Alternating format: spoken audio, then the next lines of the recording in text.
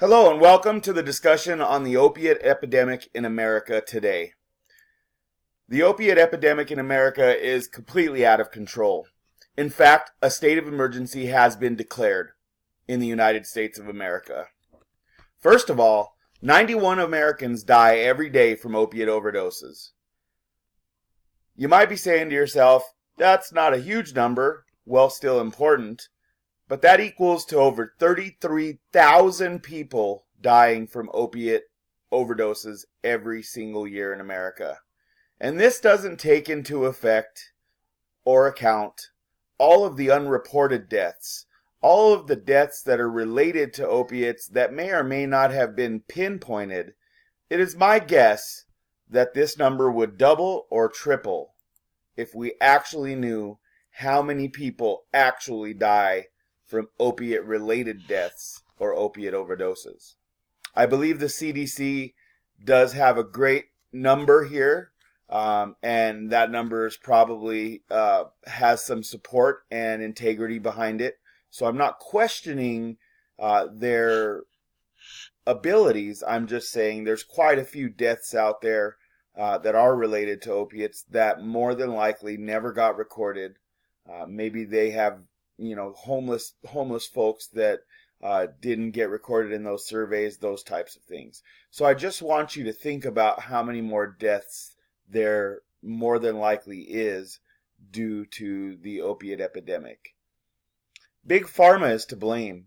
Big Pharma has its hand in the pharmacies, in the healthcare providers' pockets, even in the streets.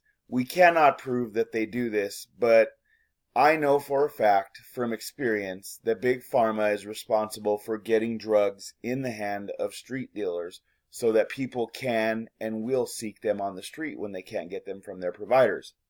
Take, for example, the musician Prince, who died of an opiate overdose in 2016.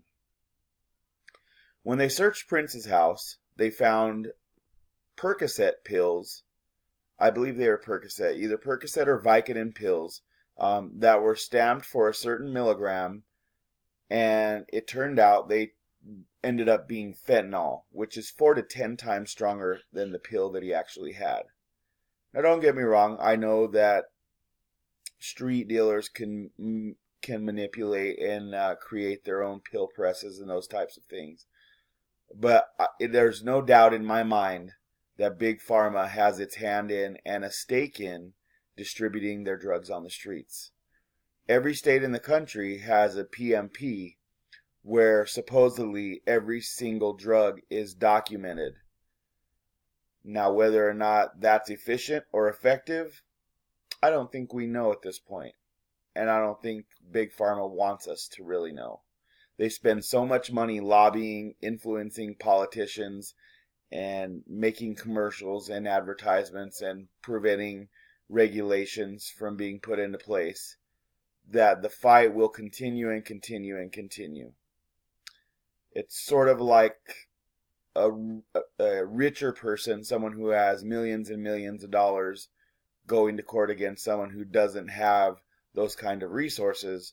The rich person can drown the poor person in the legal process and avoid ever going to court simply because they have more money, they have more power, they have more influence.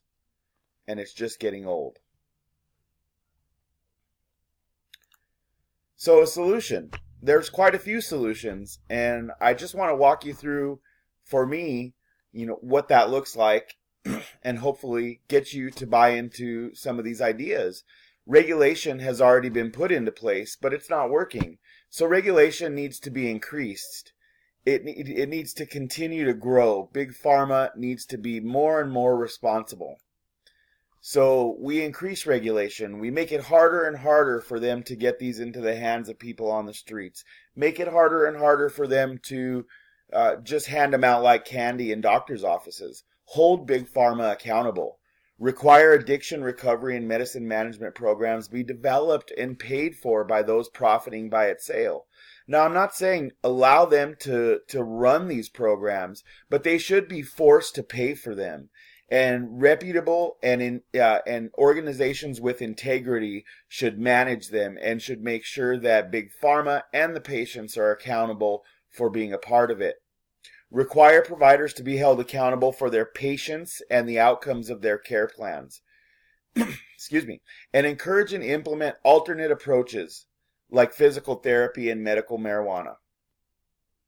As a former opioid patient and medical marijuana user, I must say that I absolutely stand behind medical marijuana being an alternative to opiates. In fact, I've talked to many people, including veterans, who say that they get more relief from medical marijuana than they do from opiates, including oils and CBDs, things that don't actually get you high like smoking marijuana does. There was a recent study done by the APHA that says Colorado's legalization of recreational cannabis sales and use resulted in 0.7 deaths per month reduction in opioid-related deaths. This represents a reversal of an upward trend in opioid-related deaths in Colorado. This is magnificent. Again, maybe it's a small number, but it's a significant number because every life matters.